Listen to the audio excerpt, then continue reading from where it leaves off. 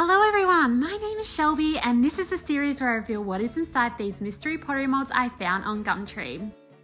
Hello and welcome to Mould 48. I am really excited this week because I have been holding off doing this mold. I found it a little while ago and it had a description of Halloween on the side, not to give away what it is yet.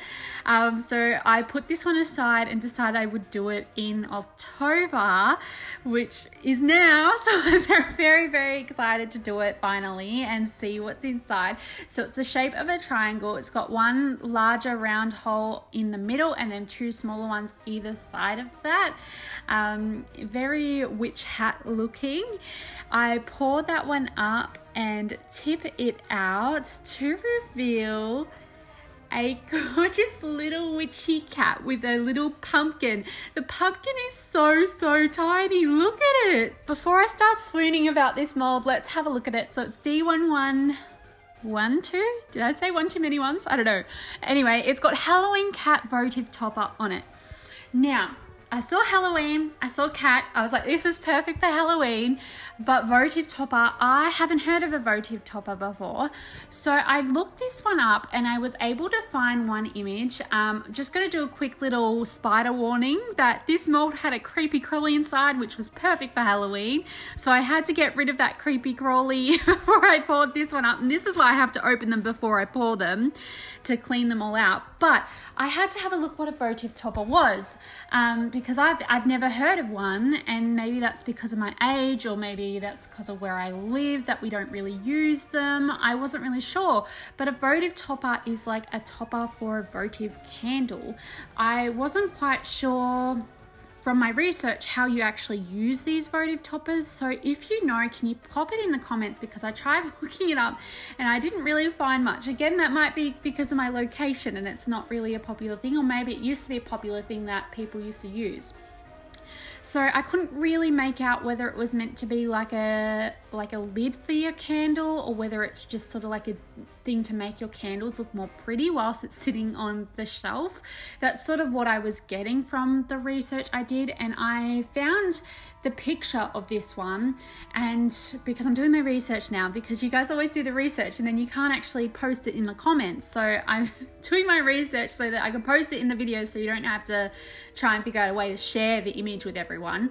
So I found that, and it looks like the pumpkin, the little tiny pumpkin's kind of like dangling, and then that just confused me even more, because when I thought that this sort of cat sits on top of the candle, it didn't make sense why the pumpkin kind of dangled. So yeah, if you've got an explanation or maybe seen something like this, please let me know, because I've never seen anything like this before. When I first sort of unmolded the mold, I thought it looks like a really cute cake topper, and the little pumpkins would be so perfect for like little Halloween themed earrings, like little pumpkin dangles. So cute. I did a Halloween mold last week as well, but this is, in comparison to that Halloween mold, this one is the type of decoration I would own. This one's the cutesy sort of whimsical Halloween-y stuff that I like, where it's all sort of character like out of a children's book or something. So with that children's book theme, I usually paint my work with a really opaque underglaze detail, and to get an opaque underglaze detail I have to add 3 coats of paint. This time I decided that I wanted to make it like a children's illustration book, like a watercolor illustration. So the way I did that was I poured a little bit of underglaze into a paint palette, mixed some colors up together, but I really watered it down so it gave this sort of really fluid, liquidy look. And I'm hoping that it will be really like muddy, really not opaque at all, really sort of translucent in areas, and gives this really detailed look that it looks like it's literally a watercolor illustration that's come straight out of a children's book. So totally different to the usual approach I take with underglaze, where I add layer upon layer to build it up and make sure that it doesn't have any sort of patchiness. This time the objective is to get that patchiness. And the beautiful thing about this is that because it's got so much texture, I'm hoping that the thicker underglaze sort of falls into those divots, sort of like that antiquing process, and leaves it a lot darker pigmented. So it almost looks like I've done the antiquing detail in each color, but it's just because I've done it in this watercolor-like manner. So adding all those colors, bringing it all to life. When I went to edit this week's YouTube, I noticed that there's a lot of footage missing, and I don't know where it went. I don't know whether it's because I got so swept up in the process that I actually forgot to click record.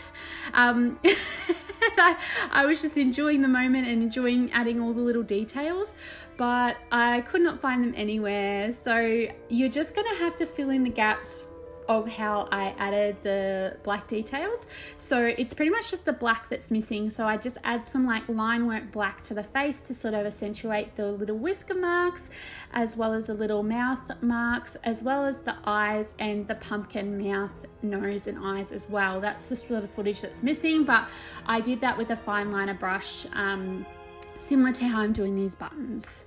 So I'm going to let you use your imagination because I have no idea what I did with the footage.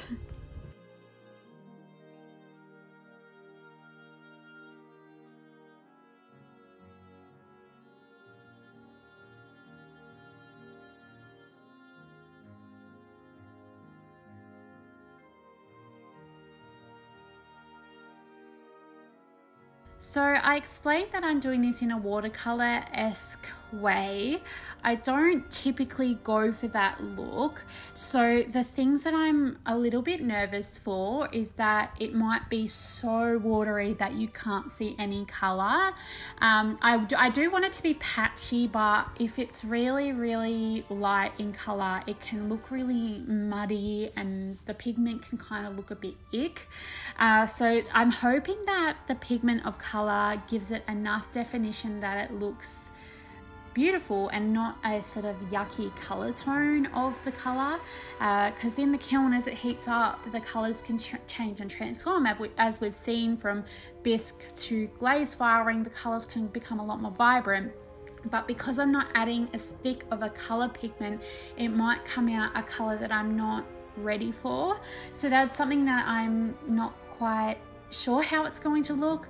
As for the glaze might wash it out even more. Yeah, I don't know. I'm hoping that it will look nice, but here's hoping. With the details, I didn't water down the details because I wanted them to be really pigmented and really thick so that they contrast against sort of like that background, almost like a watercolor that has that fine line black detail on it.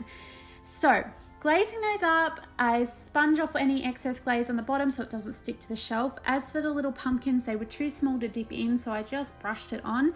You can get brush on glaze, but I just dip my brush into the dipping glaze and it works just fine.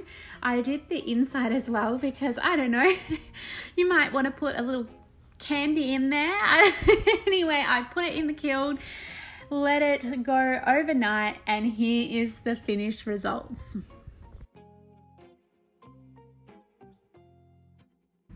I am absolutely smitten with these pieces. I was a little bit nervous about how the pigment would look, but I love them. The underglaze sat in those rivets and divots exactly how I wanted, and I'm so proud of these. Here they are. So we've got the green cat outfit and the purple cat outfit. I'm loving how the wash of color sort of sits on it and it looks exactly like an illustration. I did the pumpkins in 3 different colors, which look so cute together. I'm so happy with these. They look gorgeous and just so fun and playful and whimsical. I'm in love. So the footage that I lost was for that black. I did the yellow belt buckle thingy on the hat. Is that what you call it? It's just a buckle. It's not a belt buckle. I didn't show this again because I lost the footage, but I watered down a red pigment to do the autumn leaves on the hay bale. I wasn't quite sure what the cat was sitting on initially, but I figured out it's a hay bale with autumn leaves, sort of like when you're raking up all that debris. So really falling into that fall season that is so popular in the Northern Hemisphere. I am absolutely smitten for these kittens. I have to say it. I am really in love. I think that these pumpkins are so delightful, and I definitely need to make a batch of earrings because look at it with the orange dress. So cute. What do you think of this week's reveal? Let me know in the comments because I love hearing your thoughts and ideas. And thank you so much for watching. Here is your sneak peek for next week's reveal.